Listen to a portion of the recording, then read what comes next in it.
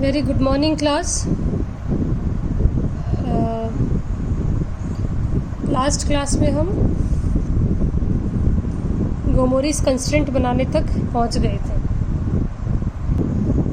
ये किया था हमने लास्ट क्लास में, ये प्रॉब्लम ली थी। मैं फिर से रिपीट कर रही हूँ शॉर्ट में, आप ध्यान से सुनिएगा। मैक्सिमाइज लिया था ये प्रॉब्लम जिसमें कि एक कंस्ट्रेंट था, पर चूँकि नंबर ऑफ़ इक्वेशन 1 है बट नंबर ऑफ़ वेरिएबल्स आपके पास 2 हैं, तो आपने x1 x2 दो को लेकर के आपको इनिशियल बेसिस I2 चाहिए था। I2 क्रिएट करने के लिए आपने एक नया रिस्ट्रिक्शन ऐड किया, x4 = 0। इस तरीके से आपको I2 मिला। फर्स्ट सिंप्लेक्स टेबल बनाई, ZJ - CJ में फर्स्ट नेगेटिव था। इसको दूर करने के लिए आपने इनकमिंग आउटगोइंग वेक्टर के थ्रू सिंप्लेक्स का जो मेथड था आपने सॉल्व किया और ZJ - CJ फिर से निकाले, सारे पॉजिटिव आए। उसके बाद में आपने गोमोरिस कंस्ट्रेंट कैसे बनाया, देखिए। जो गोमोरिस कंस्ट्रेंट है, जो प्रॉब्लम है, मैं फिर से बता रही हूँ कि ये आपके इंटीजर पार्ट पे फोकस नहीं करती है, ये आपके फ्रैक्शनल पार्ट पे फोकस करती है। अब इंटीजर पार्ट किसका और फ्रैक्शनल पार्ट किसका, इनमें जो सारा गेम है वो कोफिशिएंट्स का ही तो है। मेन क्वांटिटी है b, मेन क्वांटिटी है आपकी b वाला जो कॉलम है, इसके फ्रैक्शनल पार्ट पे फोकस करेगी। और ऑब्वियस सी बात है b किस पे डिपेंड कर रहा है, इन चारों पे डिपेंड कर रहा है। ये भी इन चारों पे डिपेंड कर रहा है। तो अगर आप इसके फ्रैक्शनल पार्ट पे फोकस करना चाहते हैं तो आपको इनके ऑटोमेटिकली जिन पर ये डिपेंड कर रहा है उन सब के फ्रैक्शनल पार्ट पे फोकस करना पड़ेगा, ठीक है। ये सिमिलरली इसका, अब ये तो इंटीजर है तो आपको इस पे फोकस ही नहीं करना, इस पे फोकस नहीं करना, मतलब इन सब पे किसी पे फोकस नहीं करना। ये फ्रैक्शनल है तो आपको इस पे फोकस करना है। अब इसको जो चेंज करने का प्रोसीजर है वो है गोमोरी कंस्ट्रेंट बनाना, पहली स्टेप। फिर गोमोरी कंस्ट्रेंट से हम क्या करेंगे आगे वो अभी हम देखेंगे। पहले देखो कि आपकी b की वैल्यू थी 15/4, ये दिख रहा है, इसी को मैंने दूसरे पेज पे लिखा है। 15/4 1, 15/4 1, ये आपका हाफ, ये आपका 1/4 और ये 0, ठीक है। इसको देखा, तो अब इनके फ्रैक्शनल पार्ट पे फोकस करेंगे। इसका फ्रैक्शनल पार्ट कैसे निकलेगा, इसका फ्रैक्शनल पार्ट आपके पास तब आएगा जब आप इसको मिक्स नंबर फॉर्म में प्रेजेंट करेंगे। 15 को किया तो 3 + 3/4, 4 3 = 12, 15/4 हो गया। 1 को किया तो 1 + 0, हाफ को किया तो 0 + हाफ, और 1/4 को किया तो 0 + 1/4। इस तरीके से ये 3/4, 0, 1/2 और 1/4 आपके क्या हुए, फ्रैक्शनल पार्ट्स। अब इस फ्रैक्शनल पार्ट पे फोकस करना है, इंटीजर पार्ट को छोड़ देना है, ड्रॉप कर देना है। तो ड्रॉप कर देना है तो भी इक्वेशन तो इसी पैटर्न से बनेगी, a1 x1 + a2 x2, जहाँ a1 के आपने इंटीग्रल पार्ट को हटा दिया, a2 के इंटीजर पार्ट को हटा दिया, a3 के इंटीजर पार्ट को हटा दिया और b के भी इंटीजर पार्ट को हटा दिया। तो ये क्या बना, 0 x1 + ½ x2 + 1/4 x3 + 0 x4 = इसका फ्रैक्शनल पार्ट, ठीक है। तो अब हमने क्या कहा, इससे हमने ये रिस्ट्रिक्शंस बना लिए। अब देखिए इसके बाद ये रिस्ट्रिक्शन अभी तक गोमोरी कंस्ट्रेंट नहीं बना है, बनने के नियर है, बट ये अभी तक आपको आ गया। अब हम थ्योरी पे जंप करते हैं कि आपको थ्योरी क्या समझाती है।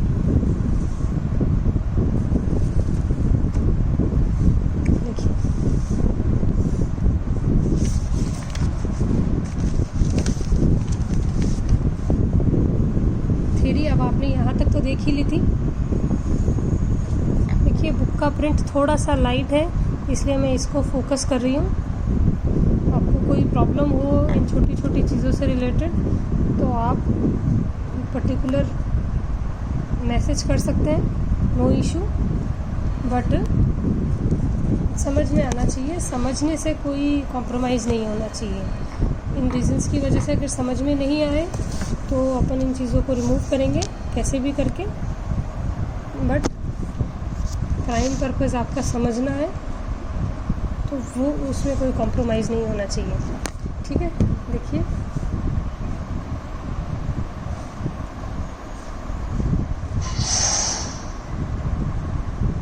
ये पार्ट आपको समझना है। यहाँ तक तो आपने समझ ही लिया था कि जो आपके रेस्ट्रिक्शंस है वो इस फॉर्म में होते हैं। इस फॉर्म में होने का मतलब आप समझते हैं ना, A J x J is less than equal to B और कुछ भी लगा दो इक्वल टू। इसका क्या मतलब है? इसका मतलब है a1 x1 plus a2 x2 and so on less than और इक्वल टू बी। ठीक है, ये देखिए a J x J is equals to b, equals to में और लेस देन इक्वल टू में कोई फ़र्क नहीं है। It is all about matter of कि यहाँ पे आपने स्लेक सरप्लस को शामिल कर लिया, उसमें आपने स्लेक सरप्लस को शामिल नहीं किया। ये आपका रिस्ट्रिक्शन है। यहाँ पर ये ए जे जो पार्ट है वो एक नंबर ही होगा, कोफिशिएंट है। सपोज़ उस नंबर को p, largest integral part of any number be p, तो इसको आप इस तरीके से p प्लस एफ में ब्रेक कर सकते हैं, जस्ट दैट फ्रैक्शनल पार्ट 1 से कम होना चाहिए but it should be greater than 0।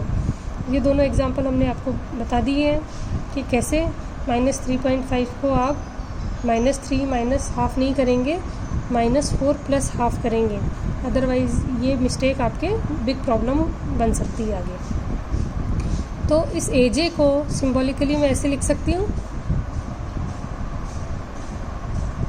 इस ए जे को मैं सिंबॉलिकली इस तरीके से लिख सकती हूँ, that a j plus f j, जहाँ एफ जे जितने भी हैं सारे वो 0 से 1 के बीच की वैल्यू ले रहे हैं।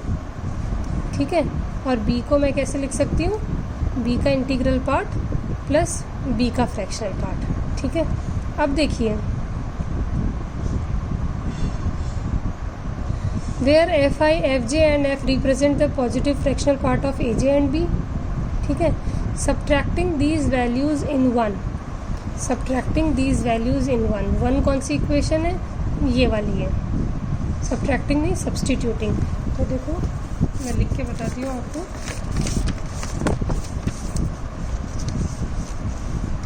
देखिए मेरे पास इक्वेशन है summation A J x J equal to B. ठीक है, मेरे पास इक्वेशन है summation A J x J equal to B. अब मुझे पता है कि इस ए जे एक्स जे में इंटीग्रल और फ्रैक्शनल दोनों पार्ट है, तो मैं इसको ऐसे लिख सकती हूँ, समेशन ए जे का इंटीग्रल पार्ट अलग कर दिया मैंने, ठीक है, प्लस इसका फ्रैक्शनल पार्ट, और अब मैंने ब्रैकेट क्लोज करा दिया, ये एक्स जे, और इस b को भी मैंने दो भाग में तोड़ लिया, ये b प्लस ये इसका फ्रैक्शनल पार्ट। ठीक है, अब मैं इसको ओपन करूं तो क्या होगा मेरे पास, समेशन ये इंटीग्रल पार्ट है, ये इंटीग्रल पार्ट है, तो दोनों को एक साथ रख दूं, ये फ्रैक्शनल पार्ट है और ये फ्रैक्शनल पार्ट है, तो मैं ऐसे लिख सकती हूँ समेशन एफ जे एक्स जे, समेशन एफ जे एक्स जे, ये वाली टर्म ये यहाँ आ गई, बाकी सबको आप उधर रखते दो। f सबसे पहले लिख लो, f प्लस ये तो आ गया आपका b, ये ए जे एक्स जे माइनस ये समेशन के साथ आएगा, ए जे इंटीग्रल वाला पार्ट है। ठीक है, क्लियर है ये। अब इस चीज़ को आप इक्वेशन नंबर 1 तो आपने दे ही दिया था, सपोज़ मैंने इसको इक्वेशन नंबर 2 नाम दे दिया। ठीक है, अब एक आप नई चीज़ देखो, इक्वेशन नंबर 1 मैंने ये थी, इक्वेशन नंबर मेरी 2 ये है जहाँ मैंने इसको छोड़ दिया। अब आप यहाँ से फोकस करना शुरू करो।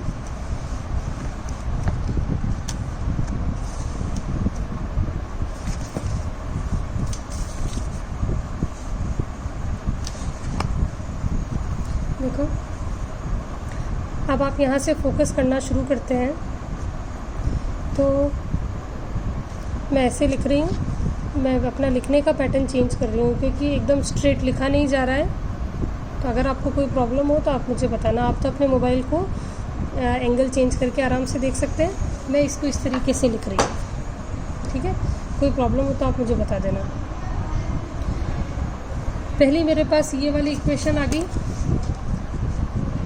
F J x J is equals to, अब इसको मैंने यहीं पर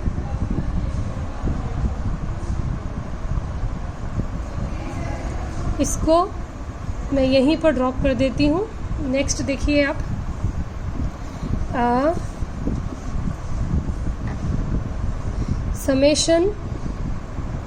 समेशन अब मेरे आई गेस मेरे हाथ का शेडो आ रहा है आपके ऊपर, AJ, ये देखिए आप समेशन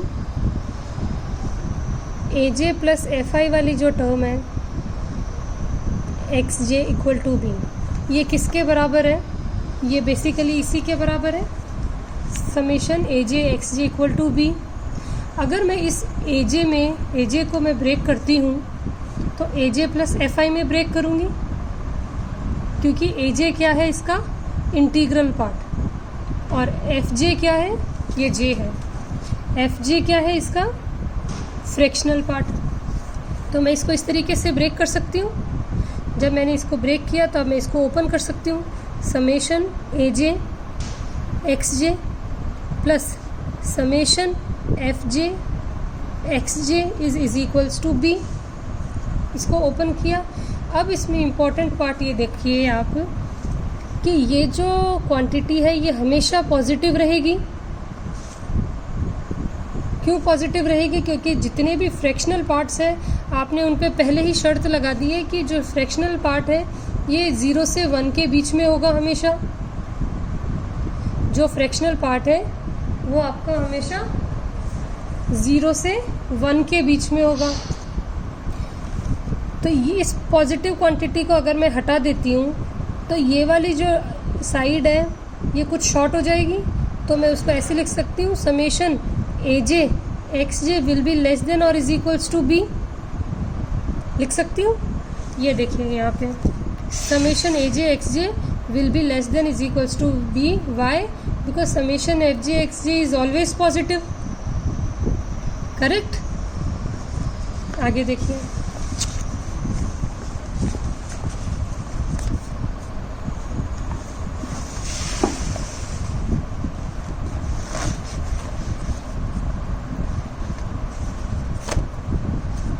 जब समेशन FJ XJ आपका पॉजिटिव आ गया, summation AJ XJ less than equal to B आ गया, as AJ and XI both are always integer and B is the largest integral less than B। तो आप इसको ऐसे लिख सकते हैं, B, इस चीज़ को मैं इधर ला सकती हूँ, B minus summation AJ XJ is always less than or equal to 0। yes और no? और इस चीज़ को मैं यहाँ यूज़ कर सकती हूँ मेरी इक्वेशन नंबर 2 में, B minus XJ minus XJ, ये क्वांटिटी हमेशा लेस देन 0 होगी। जब ये लेस देन 0 होगी मतलब नेगेटिव होगी या 0 होगी, तो इस वाली टर्म को ये कुछ शॉर्ट कर देगी। तो मैं ये लिख सकती हूँ ना, summation FJ XJ is always less than or equal to F। yes, sorry less नहीं होगी क्योंकि इसमें से अभी ये दोनों इक्वल हैं।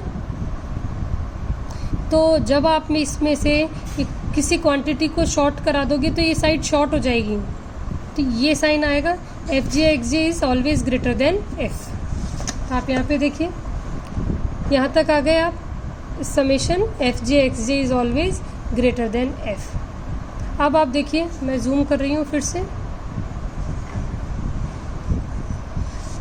Summation FJ XJ greater than F हो गया। दिस सिंप्लाइज, अगर मैं इन दोनों को साइड से माइनस से मल्टीप्लाई करा दूँ तो summation FJ XJ inequality change हो जाएगी। अब इनइक्वलिटी हमने क्यों चेंज कराई? इनइक्वलिटी हमने, और यहाँ देखिए, यहाँ आकर के लिखा है गोमोरिस कंस्ट्रेंट। इसका मतलब है गोमोरिस कंस्ट्रेंट की जो फॉर्म है वो ये वाली होगी जो हमने ये लिखी है ना अभी तक, ये इसमें अभी कुछ एडिशन होगा। ये गोमोरी कंस्ट्रेंट नहीं है, ये तो आपको दिख रहा है अभी ये लेस देन साइन है और इक्वल टू साइन में है, तो अभी ये गोमोरी कंस्ट्रेंट है नहीं। इसमें कुछ चेंजेस हम करेंगे। क्यों? क्योंकि गोमोरिस कंस्ट्रेंट का जो स्टैंडर्ड फॉर्म है वो ये है। अब आप देखिए क्यों हमने, अच्छा इसमें क्या दिक्कत हो रही थी जो हमने इसमें कन्वर्ट किया, इसलिए कन्वर्ट किया क्योंकि ग्रेटर देन साइन में जब आप इक्वल में इस इनइक्वलिटी को इक्वेशन में कन्वर्ट करोगे तो सरप्लस वेरिएबल की ज़रूरत पड़ेगी, जबकि अगर आप यहाँ पर माइनस से मल्टीप्लाई करा देते हैं तो ये लेस देन साइन आ जाएगा। अब यहाँ पर आप इस इनइक्वलिटी को कन्वर्ट करोगे तो आपके स्लैक वेरिएबल की ज़रूरत पड़ेगी, और स्लैक वेरिएबल में सबसे अच्छी बात ये होती है कि वो एक आइडेंटिटी वेक्टर आपको प्रोवाइड कर देता है। तो उससे आपको यहाँ तो आपको पहले सरप्लस ऐड करना पड़ेगा और फिर एक आर्टिफिशियल, और यहाँ पर आपको एक सरप्लस से ही, स्लैक से ही काम हो जाएगा। ठीक है, now this constraint can be introduced in the given problem to form a new LPP। अब यहाँ पर आपकी एक नई LPP बनेगी। To be more clear about this, suppose that optimum solution of the LPP by simplex method, one basic variable, एक नया basic, ये अपन ने नया बेसिक वेरिएबल जोड़ दिया है। देखो आप, ये जो XS है ना, जिसको आप स्लैक वेरिएबल कह रहे हो, ये एक नया वेरिएबल ऐड हो गया। ठीक है, now this constraint can be introduced in the given problem to form a new LPP। To be more clear about this, suppose that optimum solution of the LPP by the simplex method, one basic variable से XBR in the rth row is not an integer।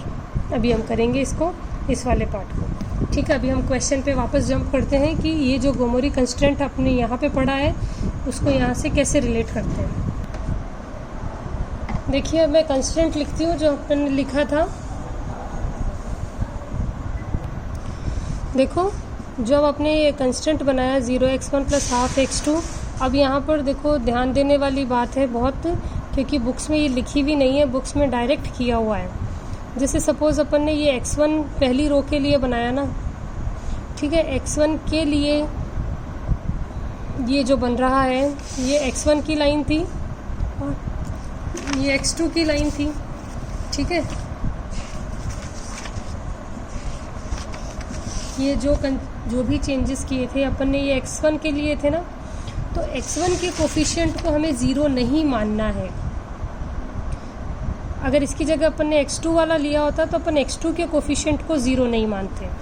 उसको कैसे treat करते हैं अपन, उसको ऐसे treat करते हैं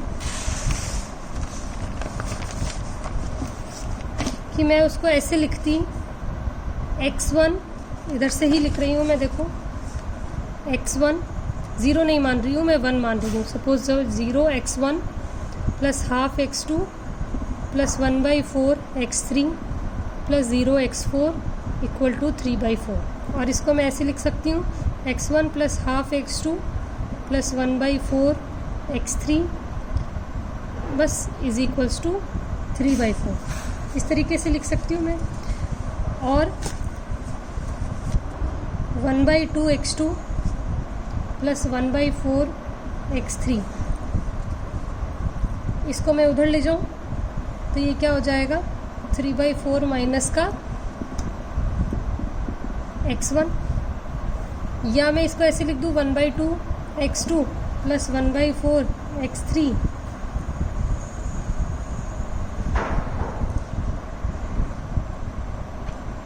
= 3/4 plus some non negative integer.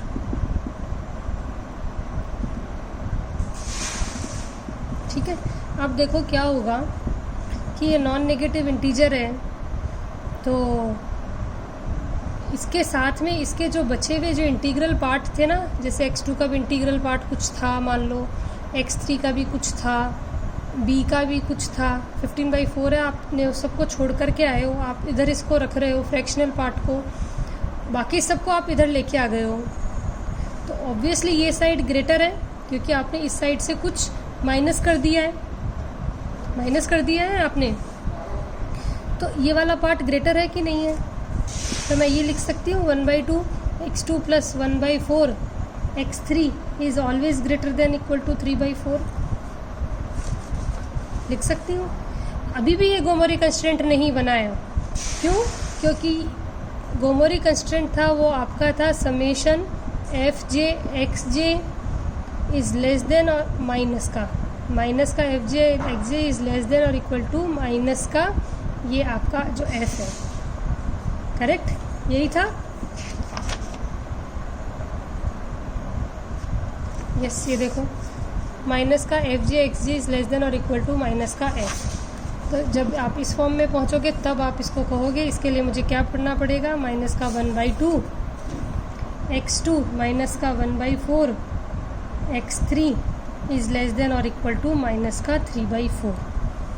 ये गोमोरी कंस्टेंट है, ठीक है।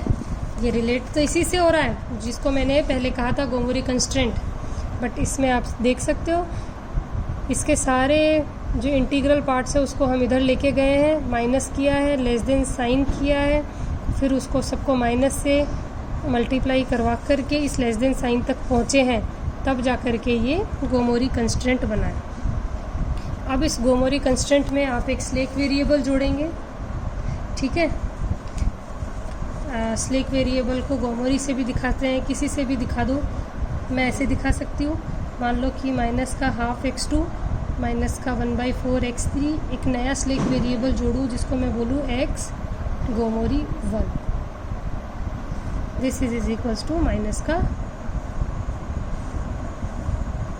ये सबसे आपकी इम्पॉर्टेंट टर्म है। इसको समझने के बाद में कुछ भी विशेष समझना नहीं है, विशेष मतलब नया। ये आपको समझ में आ गया, इसको आप अच्छे से देख लो, रिपीट में पढ़ लो, वीडियो पॉज करके, और ये चीज़ आपको अच्छे से समझ में आनी चाहिए, ठीक है। अब ये आ जाएगा ना समझ में, तो जो आपकी ये दो वाली जो सिंप्लेक्स टेबल थी ना, ये वाली, इसमें आप ये तीसरा कंस्ट्रेंट ऐड करके नई सिंप्लेक्स टेबल बनाओगे और फिर से सारा सिंप्लेक्स मेथड लगाओगे। कैसे?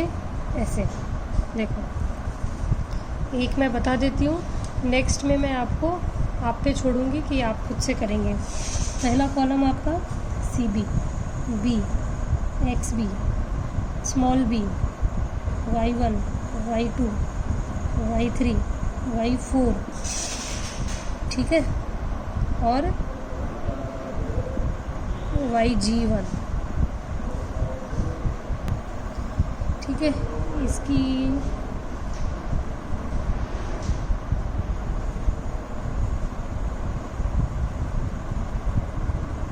एक बनाएंगे, दो बनाएंगे, तीन बनाएंगे, जेड जे माइनस सी जे का बनाएंगे,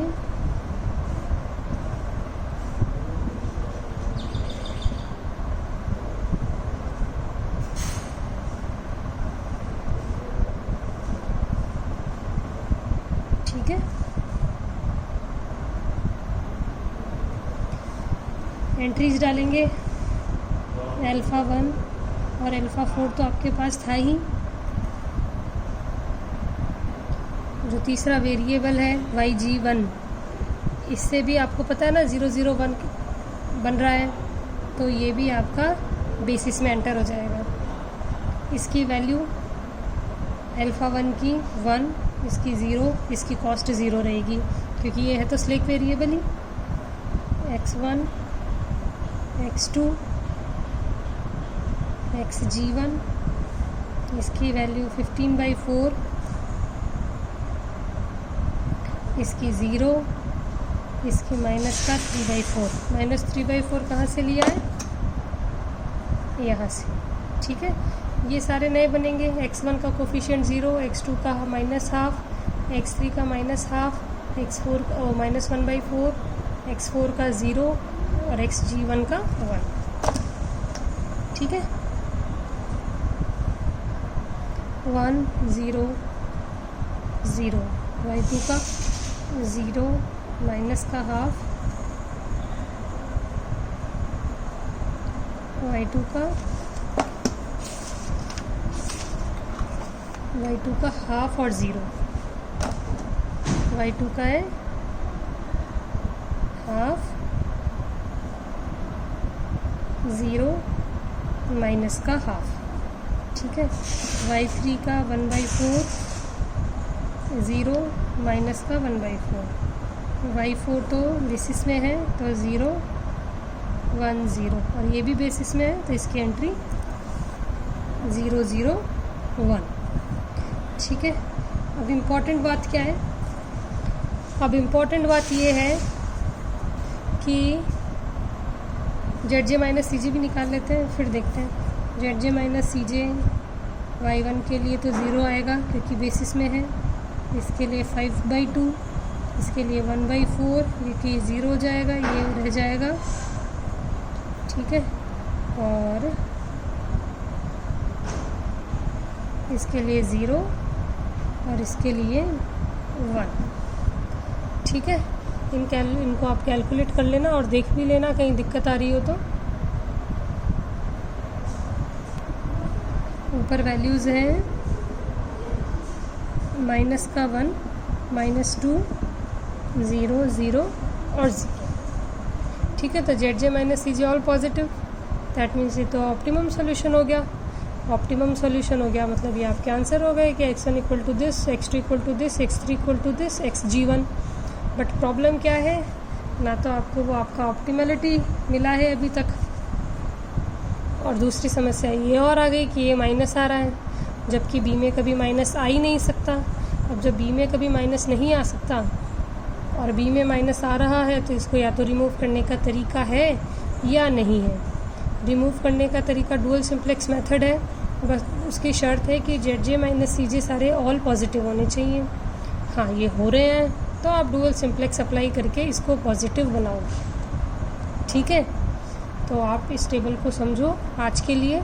नेक्स्ट क्लास में हम डुअल लगा करके इसको पॉजिटिव करेंगे और फर्दर कैलकुलेशंस करेंगे। चलिए ठीक है, आज के लिए काफ़ी है, इतना करिए आप। Thank you very much.